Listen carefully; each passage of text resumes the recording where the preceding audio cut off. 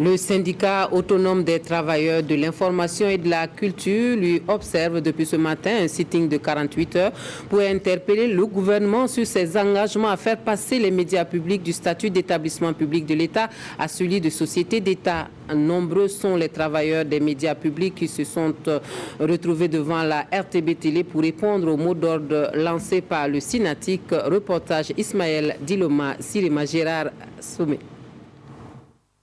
Des salles de rédaction vides, de même que les studios d'enregistrement.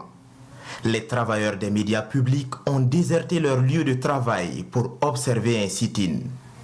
Ils sont mécontents du traitement de leurs revendications par le gouvernement. Pas question de remise en cause des acquis. À travail particulier, traitement particulier, trop c'est trop, ce sont là quelques cris de cœur des travailleurs qui ne demandent que l'application pure et simple de la loi pour les médias publics. Inacceptable pour le syndicat national des travailleurs de l'information et de la culture qui soutient que c'est faux de penser que l'effectif de la RTB empêcherait son passage à la société d'État. Ce n'est pas un problème d'effectif, mais c'est un problème de gestion et de gouvernance.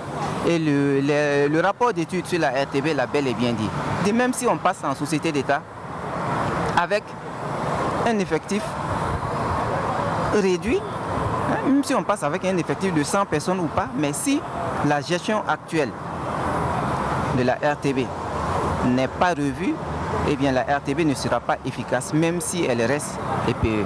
Il faut donc que le gouvernement arrête ces diversions, paroles du Synatic, et qu'il honore simplement ses engagements. Si justement à l'issue de ce